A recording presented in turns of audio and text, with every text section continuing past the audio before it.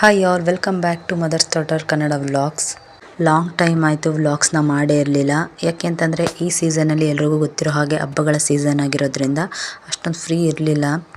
ನಾವು ಹಬ್ಬದ ಬ್ಯುಸಿಲಿದ್ವಿ. So relation ಮನೆಗಳಿಗೆ ಹಬ್ಬಕ್ಕೆ ಹೋಗಿದ್ವಿ. ಇನ್ನು ನಮ್ಮ ಮನೇಲೂ ಹಬ್ಬ ಸ್ಟಾರ್ಟ್ ಆಗಿರೋದ್ರಿಂದ ವ್ಲಾಗ್ಸ್ನ ಅಷ್ಟು ಮಾಡೋಕ್ಕಾಗಲಿಲ್ಲ. ಸೊ ಇದು ಶನಿವಾರ ಮತ್ತು ಭಾನುವಾರದ ವ್ಲಾಗ್ ಆಗಿರುತ್ತೆ. ಬೆಳಿಗ್ಗೆನೇ ಎಲ್ಲ ಕೆಲಸ ಮುಗಿಸ್ಕೊಂಡು ಪಾಪುಗೂ ಏನಾದ್ರು ತಿನ್ನಿಸೋಣ ನಾವು ತಿಂಡಿ ಮಾಡೋಕ್ಕೆ ಮುಂಚೆ ಅಂತ ಹೇಳಿಬಿಟ್ಟು ಅವನಿಗೆ ಸರ್ಲಾಕ್ನ ನಾನು ಬೇರೆ ತಂದಿದ್ದೆ. ಈ ಸಲ ಬರೀ ರೈಸ್ ತಂದಿದ್ದೆ. ಈ ಸಲ ನಾನು ಚೆರಿ ಮತ್ತು ವೀಟ್ ಆ್ಯಪಲ್ದು ತಂದಿದ್ದೀನಿ. ನನ್ನ ಮಗ ಏನು ಉಗಿಯೋ ಥರ ಮಾಡಲಿಲ್ಲ, ಚೆನ್ನಾಗೇ ತಿಂದ ಅವನು. ಅವ್ನಿಗೆ ಇಷ್ಟ ಆಯಿತು ಅನಿಸುತ್ತೆ ಈ ಫ್ಲೇವರು. ಮಕ್ಕಳು ಹಾಗೆ ಅಲ್ವಾ, ಬೆಳೀತಾ ರುಚಿ ರುಚಿಯಾಗಿ ಏನಾದ್ರು ಕೊಟ್ಟರೆ ತಿನ್ನೋಕ್ಕೆ ಇಷ್ಟಪಡ್ತಾರೆ. ಸೊ ಅದಕ್ಕೋಸ್ಕರ ನಾನು ಬೇರೆಯೇ ತಂದೆ. 8 ಮಂತ್ಸ್ ರನ್ನಿಂಗ್ ಆಗಿರೋದ್ರಿಂದ ಅವರು 2 ಫ್ಲೇವರ್ ಇದೆ ಅಂತ ಹೇಳಿದ್ರು. ಒಂದು ರೈಸ್ ಮತ್ತು ಆ್ಯಪಲ್ ಇತ್ತು, ಮತ್ತು ಇನ್ನೊಂದು ಆ್ಯಪಲ್ ಮತ್ತು ಚೆರ್ರಿದಿತ್ತು.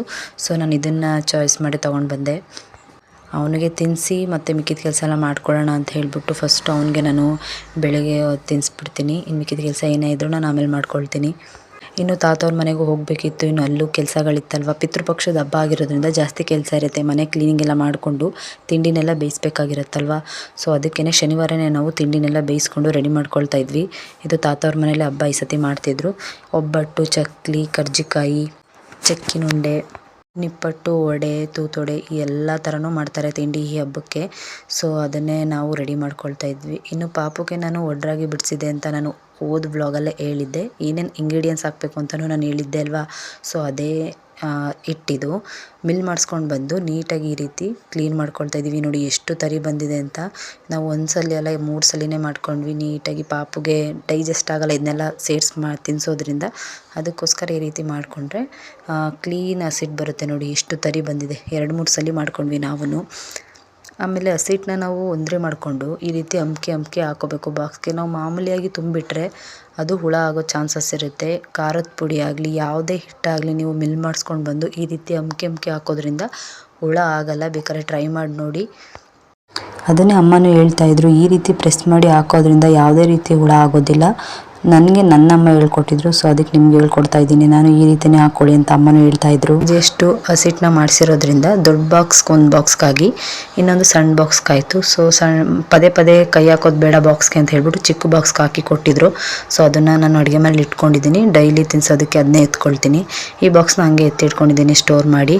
ಇನ್ನು ಅವತ್ತೇ ಟ್ರೈ ಮಾಡಿದ್ವಲ್ಲ, ನಾನು ಹೋದ ವ್ಲಾಗಲ್ಲಿ ಒಂದು ಸತಿ ರಾಗಿ ಸರಿನ ಮಾಡಿ ತಿನ್ನಿಸಿದ್ದೆ ಅವನಿಗೆ. ಅಂದರೆ ಮಾಮೂಲಿ ನಾವು ಮುದ್ದೆ ಮಾಡ್ಕೊಳ್ತೀವಲ್ಲ ಆ ಹಿಟ್ಟನ್ನ. ಸೊ ಅವನು ತಿಂದಿದ್ದ.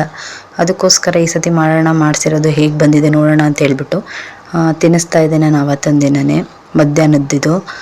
ಸೊ ಚೆನ್ನಾಗಿ ಬಂತು. ನಾನು ಸ್ವಲ್ಪ ತಿಂದು ನೋಡಿದೆ, ಚೆನ್ನಾಗೇ ಬಂದಿತ್ತು. ಇದಕ್ಕೆ ನೀರನ್ನ ನೋಡಿ ಹಾಕ್ಕೋಬೇಕು. ಜಾಸ್ತಿ ತೆಳ್ಳಗೂ ಆಗಬಾರ್ದು, ಗಟ್ಟಿಗೂ ಆಗಬಾರ್ದು. ನಾನು ಫಸ್ಟ್ ಟೈಮ್ ತಿನ್ನಿಸ್ತಾ ಇರೋದ್ರಿಂದ ಸ್ವಲ್ಪ ತೆಳ್ಳಗೆ ಮಾಡ್ಕೊಂಡಿದ್ದೆ. ಯಾಕೆ ಅಂತಂದರೆ ಹೊಟ್ಟೆ ನೋವು ಬರಬಾರ್ದು ಸ್ಟಾರ್ಟಿಂಗು ತಿನ್ನೋದ್ರಿಂದ ಅಂತ ಹೇಳ್ಬಿಟ್ಟು ನಾನು ಒಂದು 3-4 ಸತಿ ತಿನ್ನಿಸಿದಾಗ ತೆಳ್ಳಗೆ ಮಾಡ್ಕೊಂಡು ತಿನ್ನಿಸಿದ್ದೀನಿ. ನೀವು ಸಹ ಹಂಗೆ ಮಾಡ್ಕೊಂಡು ತಿನ್ನಿಸಿ. ಅದೆಲ್ಲ ಆದಮೇಲೆ ಸ್ವಲ್ಪ ಉಪ್ಪನ್ನು ಹಾಕ್ಕೊಂಡು ಚೆನ್ನಾಗಿ ಮಿಕ್ಸ್ ಮಾಡಿಕೊಂಡು ಸ್ವಲ್ಪ ಚೆನ್ನಾಗಿ ಬೇಯಿಸ್ಕೊತಾ ಇದ್ದೀನಿ ಹಿಟ್ಟನ್ನ. ಹೊಟ್ಟೆ ನೋವು ಬರಬಾರ್ದು ಪಾಪುಗೆ ಅಂತ ಹೇಳ್ಬಿಟ್ಟು. ಅದು ಬೇಯ್ತಾ ಗಟ್ಟಿ ಆಗುತ್ತೆ. ಸ್ವಲ್ಪ ಗಟ್ಟಿಯಾಗಿರೋಂಥ ಕನ್ಸಿಸ್ಟೆನ್ಸಿಗೆ ಬರುತ್ತೆ. ಸೊ ಬಂದಮೇಲೆ ಒಂದು ಬೌಲ್ಗೆ ಹಾಕ್ಕೊಂಡು ಈ ರೀತಿ ತುಪ್ಪ ಆ್ಯಡ್ ಮಾಡಿಕೊಂಡು ಮಿಕ್ಸ್ ಮಾಡಿಕೊಂಡು ತಿನ್ನಿಸೋದು. ಬಿಸಿನೇ ತಿನ್ಸೋಕೆ ಹೋಗಂಗಿಲ್ಲ. ಸ್ವಲ್ಪ ಆರಿದ್ಮೇಲೆ ತಿನ್ನಿಸ್ಬೋದು. ಏನಿಲ್ಲ, ಇಷ್ಟಪಟ್ಟು ತಿಂತಾರೆ ಮಕ್ಕಳು. ಯಾಕೆಂದರೆ ರುಚಿಯಾಗಿರುತ್ತೆ ಅಲ್ವ, ಅದಕ್ಕೋಸ್ಕರ. ಇನ್ನು ಅಮ್ಮನೂ ಹೊಲಕ್ಕೆ ಹೋಗಿ ಸ್ವಲ್ಪ ಮೆಣಸಿನ್ಕಾಯಿ ಮತ್ತು ಈ ಥರ ಹುಣ್ಸೆಹಣ್ಣು ತಂದಿದ್ರು. ಮೆಣಸಿನ್ಕಾಯಿ ತಂದಿದ್ರಲ್ಲ, ಅದಕ್ಕೆ ಬಜ್ಜಿ ಮೆಣಸಿನ್ಕಾಯಿ ಮಾಡ್ಕೊಡಮ್ಮ ಅಂತ ಹೇಳಿದ್ದೆ ನಾನು. ಸೊ ಅದಕ್ಕೋಸ್ಕರ ಬಜ್ಜಿ ಮೆಣಸಿನ್ಕಾಯಿಗೆ ಹಾಗೆ ಪಿನ್ ತೊಗೊಂಡು ಸ್ವಲ್ಪ ಅದನ್ನು ಮೆಣಸಿನ್ಕಾಯಿನ ಮಧ್ಯಕ್ಕೆ ಕಟ್ ಮಾಡ್ಕೊಳ್ತಾ ಇದ್ದಾರೆ. ಎಲ್ಲ ಮೆಣಸಿನ್ಕಾಯಿನೂ ಆ ರೀತಿ ಕಟ್ ಮಾಡಿಕೊಂಡ್ರೆ ರಸ ಅದಕ್ಕೆ ಹಿಡಿಯುತ್ತೆ ಅಂತ ಅಷ್ಟೇ. ಕಟ್ ಮಾಡಿಕೊಂಡ್ರೆ ಚೆಂದ. ಅವ್ರಿಗೂ ಏನು ಐಡಿಯಾ ಇರಲಿಲ್ಲ ಬಜ್ಜಿ ಮೆಣಸಿನ್ಕಾಯಿ ಮಾಡಬೇಕು ಅಂತ ಹೇಳ್ಬಿಟ್ಟು. ನಾನು ಹೇಳಿದ ಮೇಲೆ ಅವರು ಸರಿ ಅದನ್ನೇ ಮಾಡಿಕೊಡ್ತೀನಿ ಅಂತ ಹೇಳ್ಬಿಟ್ಟು ಬೇಯಕ್ಕೆ ಹಾಕು ಅಂತ ಹೇಳಿದರು. ಹುಣಸೆಕಾಯಿ ಮತ್ತು ಸ್ವಲ್ಪ ಇತ್ತು, ಅದಕ್ಕೋಸ್ಕರ ನಮ್ಮ ಮನೇಲಿ ಇದು ಹುಣಸೆ ಹಣ್ಣನ್ನ ಸ್ವಲ್ಪ ಹಾಕಿದ್ದೀನಿ. ಅದೆರಡು ಚೆನ್ನಾಗಿ ಬೇಯಿಸ್ಕೊಂಡು ಕೆಳಗೆ ಇಳ್ಕೊಂಡು ಸ್ವಲ್ಪ ತಣ್ಣಗಾದ್ಮೇಲೆ ಈ ರೀತಿ ಚೆನ್ನಾಗಿ ಕಿವುಚ್ಕೋಬೇಕು. ಆವಾಗ ಚೆನ್ನಾಗಿ ರಸ ಬಿಡುತ್ತೆ. ಅದಾದಮೇಲೆ ನಾವೇನು ಕಟ್ ಮಾಡ್ಕೊಂಡಿರ್ತೀವಿ ಮೆಣಸಿನ್ಕಾಯಿನ ಅದಕ್ಕೆ ಸೋಸ್ಕೋಬೇಕು. ಇದೇ ರೀತಿ ಸೋಸ್ಕೊಂಡ್ರೆ ಅದು ಚೆನ್ನಾಗಿ ರಸ ಹಿಡ್ಕೊಳ್ಳುತ್ತೆ ಮೆಣಸಿನ್ಕಾಯಿ. ಇದಕ್ಕೆ ಹುಣಸೆಕಾಯಿ ಇದ್ದಿದ್ರೆ ಇನ್ನೂ ಚೆನ್ನಾಗಿರ್ತಿತ್ತು. ಸ್ವಲ್ಪ ತಂದಿದ್ರಲ್ವ ಅಂತ ಹೇಳ್ಬಿಟ್ಟು ನಾವು ಹುಣಸೆ ಹಣ್ಣನ್ನೇ ಸ್ವಲ್ಪ ಹಾಕ್ಕೊಂಡಿದ್ದೀವಿ. ಈ ರೀತಿ ಸೋಸ್ಕೊಂಡು ನೀಟಾಗಿ ರಸನೆಲ್ಲ ಆ ಮೆಣಸಿನ್ಕಾಯಿಗೆ ಹೋಗೋ ರೀತಿ ಮಾಡ್ಕೋಬೇಕು. ಆಮೇಲೆ ಇದಕ್ಕೆ ಮೇನ್ ಇಂಗ್ರೀಡಿಯೆಂಟ್ಸ್ ಏನು ಹೇಳಿ ಉಪ್ಪೆ ಅಲ್ವಾ, ಉಪ್ಪಿದ್ರೇ ಅದು ತುಂಬ ಚೆನ್ನಾಗಿ ರುಚಿ ಕೊಡೋದು. ಸೊ ಅದೆಲ್ಲ ಹಾಕಾದ್ಮೇಲೆ ಈ ರೀತಿ ಒಂದೆರಡು ಕೈಯಷ್ಟು ಉಪ್ಪು ಹಾಕ್ಕೊಂಡ್ರೆ ತುಂಬ ಚೆನ್ನಾಗಿ ಬರುತ್ತೆ. ಇದು ಅದೆಲ್ಲ ಕರ್ಕೊಳ್ಳುತ್ತೆ, ತನಗೆ ತಾನೇ ಕರಗಿ ಬಿಟ್ಕೊಳ್ಳುತ್ತೆ ರಸ. ಅದಾದಮೇಲೆ ನಾವು ಒಂದು ನೈಟ್ ಬಿಟ್ಟು ಆ ರೀತಿ ಸೋರ್ ಹಾಕ್ಕೊಂಡಿರೋದು ಇದು. ಆ ಹುಣ್ಸೆಹಣ್ಣು ರಸ ಏನಿದೆ ನಾನು ತೋರಿಸ್ತಾ ಇರೋದು ಆ ರೀತಿ ಸೋರ್ಕೊಂಡು ಈ ರೀತಿ ಒಣಗಿಸ್ಕೋಬೇಕು ಚೆನ್ನಾಗಿ. ಒಣಗಕ್ಕೆ ಹಾಕಿದ್ದೀವಿ, ಇನ್ನೂ ಒಣಗಿಲ್ಲ, ಇದು ಒಣಗಕ್ಕೆ ಹಾಕಿದ್ದೀವಿ. ಇನ್ನು ತಾತವ್ರ ಮನೆಯಲ್ಲಿ ಪಕ್ಷ ಆಗಿರೋದ್ರಿಂದ ಇನ್ನು ಭಾನುವಾರ ಅವತ್ತಿನ ದಿನವೇ ಪಕ್ಷ ಮಾಡಿದ್ದು ನಾವು. ಇನ್ನು ನಮ್ಮ ಅಪ್ಪನೇ ಎಲ್ಲ ರೆಡಿ ಮಾಡ್ಕೊಳ್ತಾ ಇದ್ರು. ನಮ್ಮ ತಾತ ಅವರ ಅಪ್ಪ ಅಮ್ಮ ಅಣ್ಣ ಮತ್ತು ಅವರ ಹೆಂಡ್ತಿಗೆ ಈ ಸಲ ನಾವು ಎಡೆ ಇಡ್ತಾ ಇರೋದು. ಸೊ ಅಪ್ಪನೇ ಯಾವಾಗಲೂ ರೆಡಿ ಮಾಡ್ಕೊಳ್ಳೋದು. ಈ ಸತಿನೂ ಅಪ್ಪನೆಲ್ಲ ರೆಡಿ ಮಾಡ್ಕೊಳ್ತಾ ಇದ್ದಾರೆ. ಆದರೆ ನಮ್ಮ ಚಿಕ್ಕತ್ತೆ ಇದ್ದಾರಲ್ಲ, ಅವನ ಮಗನಿಗೆ ನಾವು ಗುಡ್ಡನ್ನು ಬಿಡಿಸಿದ್ವಿ. ಸೊ ಈ ಸತಿ ಅವನೇ ಎಲ್ಲ ರೆಡಿ ಮಾಡಬೇಕು, ಈ ರೀತಿ ಪಕ್ಷ ಏನಾದರೂ ಬಂದರೆ ಅವನೇ ಎಡೆಗಿಡಬೇಕು ಅಂತ ಹೇಳಿಬಿಟ್ಟು ಅವನ ಕೈಲಿ ಎಲ್ಲ ಮಾಡಿಸ್ತಾ ಇದ್ದಾರೆ. ಅವನು ಎಲ್ಲ ರೆಡಿ ಮಾಡಿಕೊಟ್ಟು ಪೂಜೆನೆಲ್ಲ ಮುಗಿಸಿ, ನಾವು ಪೂಜೆನೆಲ್ಲ ಮುಗಿಸಿ ಆಚೆ ಹೊರಟ್ವಿ. ಎಲ್ಲ ಕುಟುಂಬದಲ್ಲೂ ಇದೇ ರೀತಿ ಮಾಡ್ತಾರೆ ಅಂತ ಹೇಳೋಕ್ಕಾಗಲ್ಲ, ಒಬ್ಬೊಬ್ಬರು ಆಚರಣೆ ಒಂದೊಂದು ಥರ ಇರುತ್ತೆ. ಸೊ ನಮ್ಮ ಆಚರಣೆ ಹೀಗಿತ್ತು.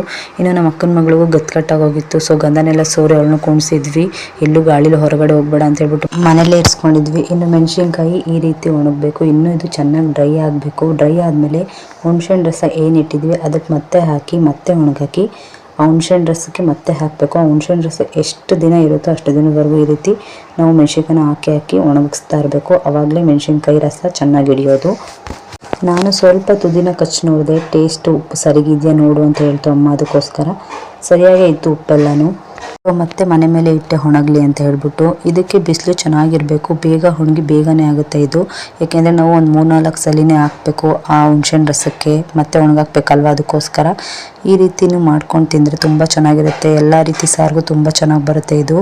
ಇದನ್ನು ಇನ್ನೊಂದು ರೀತಿ ಮಾಡ್ತಾರೆ, ಮೊಸರಲ್ಲೂ ಮಾಡ್ತಾರೆ ಮಜ್ಜಿಗೆ ಮೆಣಸಿನ್ಕಾಯಿನ. ಬಟ್ ಈ ರೀತಿ ಹುಣ್ಸೆಹಣ್ಣು ರಸದಲ್ಲಿ ಮಾಡಿದ್ರೆ ತುಂಬ ರುಚಿಯಾಗಿ ಬರುತ್ತೆ ಇದು. ಒಂದ್ಸತಿ ಟ್ರೈ ಮಾಡಿ ನೋಡಿ. ಸೊ ಇದಿಷ್ಟು ನನ್ನ ಹಬ್ಬದ ದಿನದ ವ್ಲಾಗ್ ಆಗಿರುತ್ತೆ.